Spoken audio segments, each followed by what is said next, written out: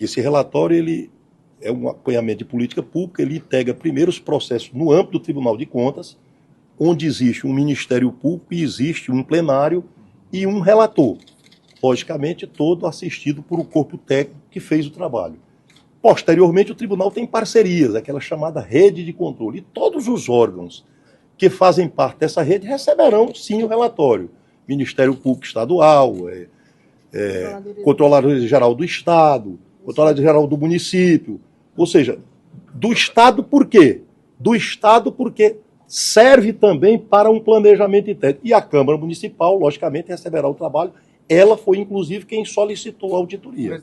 O presidente da Fundação Municipal de Saúde, ele é recente no cargo, ele tomou posse recentemente, e deste ponto a gente tem que elogiar. Quando da apresentação do relatório, ele foi muito solícito no sentido de atender às sugestões, de se comprometer a tomar as providências necessárias, e os prazos variam. Teve prazo de 30 dias, de 60 dias, o fato é que os achados são achados para serem resolvidos, não era apenas para ser indicado, eles serão levados em consideração no julgamento das contas do município. Nós entendemos que o presidente da Fundação Municipal de Saúde é recente no cargo, demonstrou muita abertura no sentido de discutir com os órgãos do tribunal, com os técnicos do tribunal, a solução para o problema. Então, nós estamos acreditando que a participação na própria audiência virtual, onde concordou com os achados, que de certa forma não, que certamente servirá para ele conduzir bem a gestão dele, já que ele é recém-chegado. Ele está encontrando um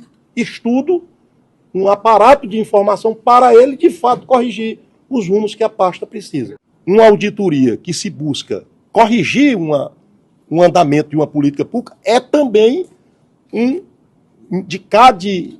indicativo para o gestor de que algo precisa ser feito sob pena de responsabilização. E a sociedade, você colocou muito bem, ela quer a solução do problema. Apresentar um relatório dizendo que tem os problemas, os efeitos, não vai resolver nada para ela. Ela quer a segurança de que o trabalho os achados contidos na auditoria serão corrigidos, e isso implicará em melhor serviço prestado à população. Foram 9 achados no relatório todos, mas que dizem respeito ao que vocês haviam comentado, essa desorganização financeira, esse desconhecimento, né, do que de fato é necessário para poder manter a fundação, os pagamentos sem prévio empenho, a falta de um organograma, enfim, todos esses achados, insisto, para cada um deles eu tenho um prazo diferenciado para atendimento, até porque cada um tem uma realidade diferente.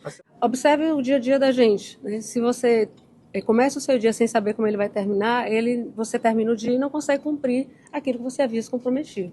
Então, a lógica do setor público é essa. Eles precisam saber primeiro o que eles estão necessitando, desde os insumos que são necessários, daquilo que eu estou devendo, para poder, de fato, atender aquilo que a saúde, ou melhor, a demanda, né, que a sociedade precisa. Bom, na prática, vocês observaram na apresentação que a própria Fundação não tem ainda uma noção real do que precisa para funcionar. Por que isso? Porque eu tenho muitos débitos anteriores, eu tenho uma programação ineficiente no sentido de falta de planejamento, e é exatamente nesse sentido que a gente está atuando enquanto órgão de controle.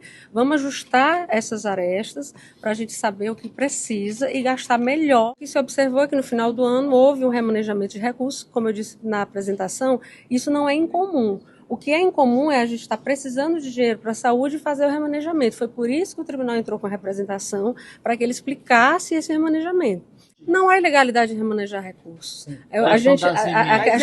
A questão das emendas é porque elas não foram identificadas na prestação de contas que a gente fez, ou melhor, na análise que a gente fez. Por isso a gente pediu que eles apresentassem agora detalhadamente para onde estão os recursos das emendas. Mais de 1 bilhão, 1 bilhão e 600 milhões, foi no ano de 2023. Existe a comprovação do uso desse dinheiro? A comprovação do uso é justamente no dia a dia da Fundação, na prestação de contas, naquilo que é ofertado. A questão que se está levantando é por que a gente não está conseguindo ofertar mais? Então a gente precisa diminuir custos ou otimizar os recursos. Não estamos dizendo aqui que se precisa de mais ou menos dinheiro. A saúde ela é urgente, eu não posso parar. Né? Assim, obviamente, se eu tenho uma demanda com a saúde, eu tenho que atender. O que a gente quer enquanto órgão de controle é que esse recurso seja melhor utilizado. Foi feita uma análise, Todas uma as amostra vezes das que emendas você federais, aplica né? E só uma amostra das emendas, isso está no relatório, e também das municipais. indevido, Mas a surgem discussão imagens que eles para queriam era você saber aonde essa emenda foi gasta. indagar se Como eu também disse não houve na apresentação, a gente não aplicação conseguiu indevida. identificar Não tem como você porque dizer o recurso se de uma mistura, forma né, contundente. dentro do É o fundo. dia a Aí a dia gente dos pediu processos que vai exatamente responder esse essa federação. detalhamento para poder responder a pergunta que a Câmara nos fez.